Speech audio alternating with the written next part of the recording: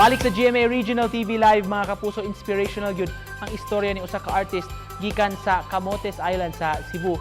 Kundi migamit ni siya siyang abilidad bisan pa man sa iyang estado sa iyang panglawas. Gigamit mo niya ning inspirasyon aron makatabang sa iyang pamilya. Karon buntaga ato siyang ilailahon si Eric Muanya. Good morning, Eric. Good morning, sir. Good morning. Thank you so much sa pag-uban kanamo, Eric. Mag-ila-ila ta, lumad ka nga taga San Francisco sa Camotes, pila edad nimo og kaning suginli may mahitungod ani imong estado bali sa imong panglawas. Namad ko taga San Francisco, 21 years old.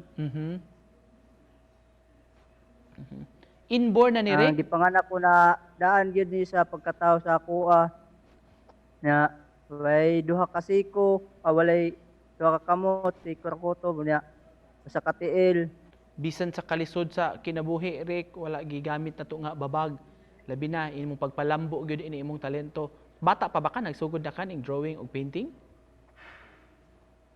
Mga 6 years old ako edad. Sugod na ko drawing, mga anime. Nya mga 15 ako edad, sugod na ko paint. Unsa may imong gusto pinaka hilig gyud nimo sa mga subject bali ini mong mga paintings? Ang kasagaran gina ko gipang paint, mga kuan, mga kalikasan, sunset, sunrise. Hiligi ko mga kuan, nature. Naghisgot ka og nature, sunset, baybayon. Murag usa ko ni sa kahiligan gyud nimo or isa nimo sa favorite nimo nga subject bali sa imong artwork. Nakuno ni significant sa imong kinabuhi, Rick, ning baybayon, sunset, unsa man pasabot ay ni. Kay sa adto mo ko sa baybayon nakakatun og lakaw. Rick, nakabalita mi sa nahitabo sa imong papa o gani usa ni sa rason katong pagka-hospital sa imong papa nga gibaligya nimo sugod imong mga paintings aron makatigom pug ka og kwarta. Can you tell us more about this? Ako gipamuligya to ako mga painting taranta pangtabang sa palit nilag tambal ngadto sa ospital.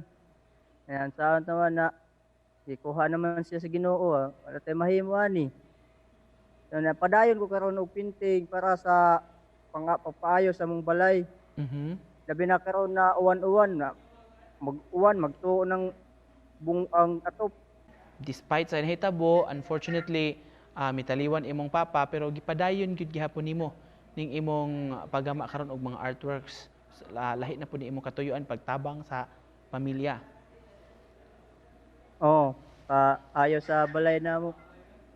Og sa labi na sa ako pang labi na karon kay hapit ng klase. Tigom-tigom ba? Palit mga gamit sa pang-eskwela. Mo eskwela karon karong able? Mag-grade 9. Pila man pod ang price range ining imong mga artworks, Rick? Tagpilaon?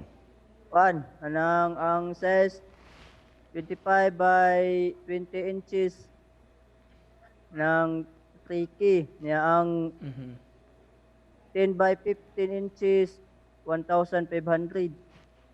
So imong plano nga basta imo ni padayonon gyud kining imong gihimo?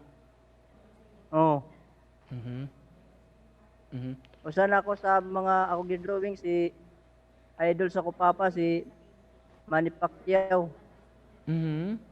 Manny Pacquiao, oo. Doon na kay natrabaho niya. Nakapalit na siya si Senator Manny Pacquiao? Wala. Ako sa ang drawing ba kay idol mo siya sa ko papa. Bisan sa kondisyon sa lawas, tigid di angayan himuong babag bali aron nga mulampos. Kay doon na rabi uban, Rick. Nawag paglaom siguro. Kay ingon man Ginoo na lihok tao kay tabangan. Lihok ta kay iya matang tabangan. Muni nga padayon nga maning kamot bisan pa sa pagsuway sa kinabuhi. Oo, kay gibuhi man ta niya ta para natay kuan natay rason nganong gibuhi ta niya. Finally, sa katapusan rek, hangyo or gusto ka mensahe balik sa atong mga viewers, pag-visit sa imong Facebook page o sa kanila pwede makontak kung interesado sila ni imong mga nindot kay nga mga paintings. Visit lang mo sa ako page Eray Formentera man yan. Tanawa lang ninyo nga akong mga painting. All right, thank you so much. Daghang kay salamat sa pag-uban kanamo karong buntaga gikan sa lungsod sa San Francisco, Camotes ang atong bidang artist karong buntaga si Eric Muanya. Salamat. Thank you.